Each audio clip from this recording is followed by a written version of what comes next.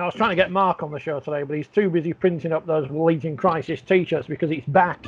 I thought he was back on holiday again. He's on holiday more than Judith Chalmers, one for our younger listeners. But Phil's in a sad emoji. I don't know if you can see that. I'd be interested to see if that happens. Oh, that looks like Anthony Seabold. Oh. But Leeds were back, and now they're not back again because they lost 48-0 to St Helens. The first time that Leeds have been nilled at home in a league game since March of 1992, when the Super Mega Race Wakefield Trinity beat them 17-0. Do you remember that vividly? No, someone reminded me this morning. I can't remember. You're not holding on to it at all, though, are you, there?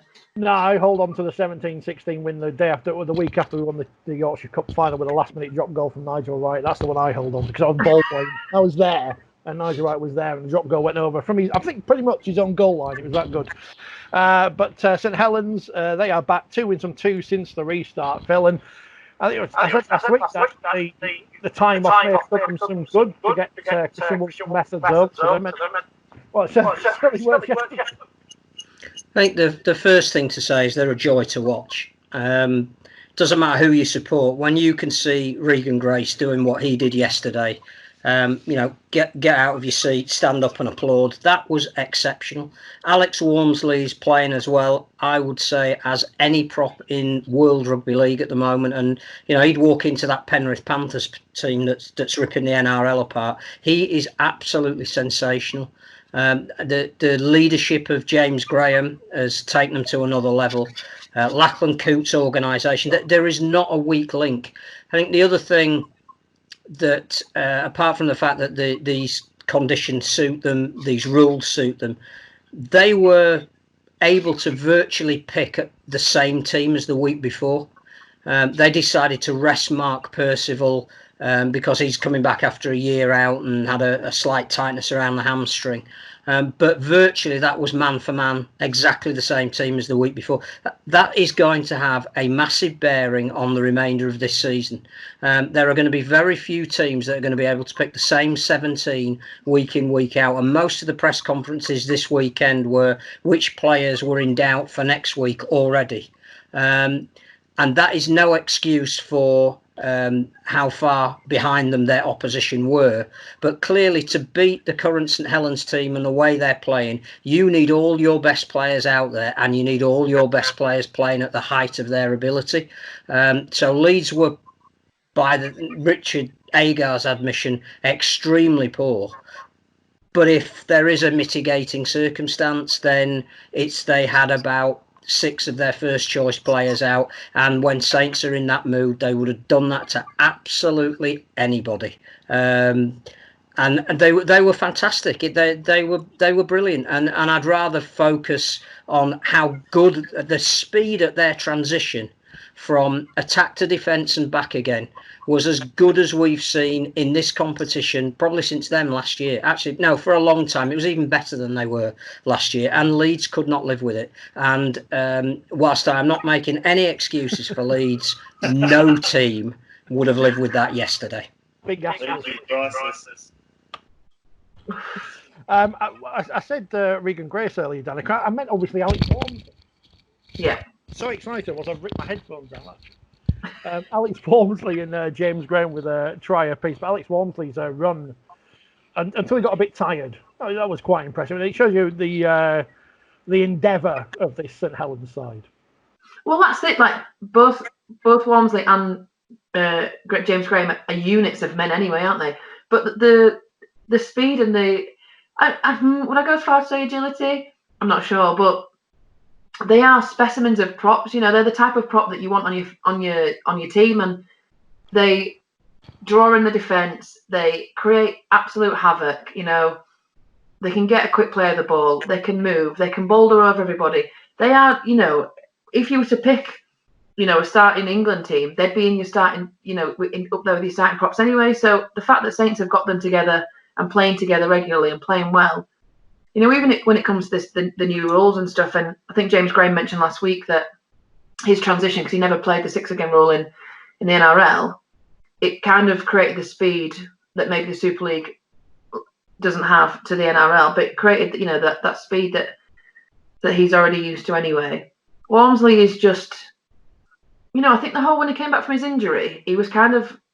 It took him a while to get into his stride, and now that he's back, he's confident. Any injury knocks a player back, and you have to rebuild everything. But he's on fire, isn't he? And he looks like he can last a lot longer than 20 minutes, which you want a prop to do 15, 20 minutes, full out, put everything on the pitch. But he's doing full out, everything on the pitch for probably a good 25 at least, which is keeping that consistency, keeping the momentum of the flow of the game. And he just turns up and offers. He's there all the time. He's brilliant. I aspire to be like him. I as we know, I'm sick of redemption stories in the bad sense, John. But in terms of Walmsley, he come back from a broken neck. This is something we should be saying. How the hell do you come back from that and come back and play as well as he is doing now? As Danika said, he's had to not relearn, but take a bit of time to get back to his best. But he is back there again now. Yeah, that's right. It was a very, very serious injury. I mean, I think he got more damage and he might not be walking again, let alone playing rugby league and playing as well as he is. So it looks like during the lockdown he's been training the house down because he looks in the best form of his career. Obviously, there's a bit of speculation about him going to the NRL, but I don't think that will happen. I think he's not back a move before. And obviously, if St Helens can keep him, he is a fantastic player, and he's just a man mountain. I mean, there's players that you see who can just go through teams one-handed, and he just runs over people through them. And also, he's got great hands for a big man, as you saw. He's got the smarts and the vision to sort of look up and see what support's there and find the other man, in support. So, he's probably loving playing alongside James Graham as well, who is a St Helens legend and probably someone he's looked up to in his younger years. I think there are two other things about St Helens. One is the athleticism of their bench. I think the mix of forwards that they can bring on are very, very mobile. And so, again, that makes them relentless. But the other guy who perhaps didn't get as much credit as he should have done because the bloke on the other wing was doing all the stuff that you want to report on, Tommy Makinson is in just outstanding form at the moment. He's taking so much pressure off the forwards. He's making approximately 200 metres a game with not only the speed with which he runs out of defence, but the brilliant angles that he picks, the spaces that he runs into. He's dragging defences back, 10, 15, 20 metres every time he gets the ball and runs at them.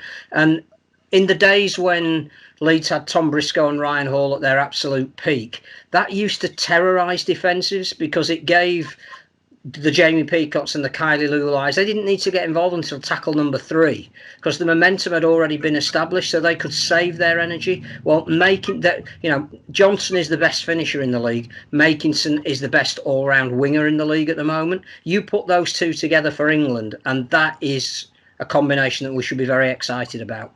Phil, you've watched more rugby than the rest of us. That's because I'm older, that's all. That's what I mean. Yes, I remember when Leeds were nilled at home in 1992, twice in 3 weeks, once by Wigan and once by Wakefield. And yes, Gary Schofield was in that squad. How the hat-trick was Regan's Grace yesterday? Regan Grace. Thrilling, absolutely thrilling. And I think it might have been Phil Kinsella, maybe, who was commentating for Radio Merseyside, who said that's the nearest he's seen to Martin Afire when he started to make a name for himself. And I think it is, to get one 100-metre try comes along every 5 games. He did it twice in 10 minutes. It was just like phenomenal. And what I liked was it wasn't straight speed. That you can't buy. Josh Addo-Carr's got that and showed that when he intercepted for Melbourne this week. What Regan Grace had for his first try was wonderful balance, the ability to pick a course up the middle and put 2 people on their bottom through his ability to change pace at speed and change direction at speed. He was fantastic. That again, I'm looking on behalf of the Welsh Rugby League who are building up to a World Cup. Let's talk about Regan Grace. Let's talk about him as one of the great finishers in the world. This is a guy you don't want to give half a yard to, otherwise, no matter who you're playing, he'll demonstrate some of the best finishing skills. I think you said it as well. This week, we've got the 2 guys who should have been making all the headlines up against each other on opposite sides and facing each other. If we can't make something marketing-wise out of Regan Grace against Tom Johnson this weekend, we don't deserve to have a major sport. And both of them are, decent fans, so don't appear to have done anything bad. And I just think we pick the wrong targets sometimes. I just think we pick the wrong targets. But we'll talk more about the world's greatest ever try in a few moments.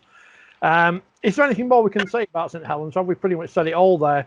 I think, in fairness, Danika, and Phil mentioned it, and John's mentioned it, Leeds were without some key players. If you take Rob Louis out of the team, who has got a good partnership with Luke Gale at the moment, you are going to change things, and Richie Mile as well has been key.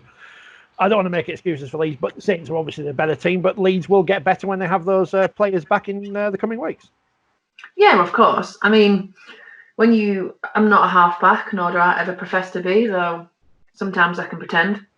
That combination, it's taken Leeds a long time to find a combination that does work. And, Luke Gale is very much an organiser. Rob is very much a doer. And I think that's when you can accept that and you've got that combination, it's a great one. And whether you argue Rob was on form last week or not, you still miss him this week. And you still miss the confidence that he brings to the team. Connie and whatever else. And, James Donaldson's an absolute cracking off the bench.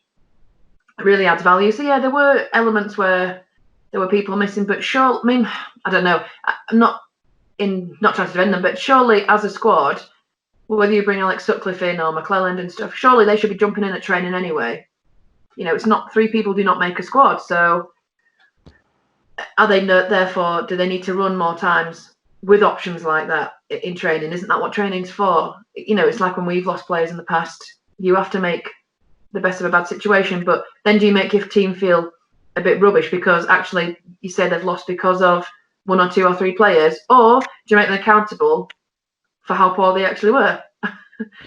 As much as it pains me to say, because I'll try and defend them until the cows come home, but it was Saints again. Yeah, I agree with Phil. Saints were phenomenal, and that can't be taken away.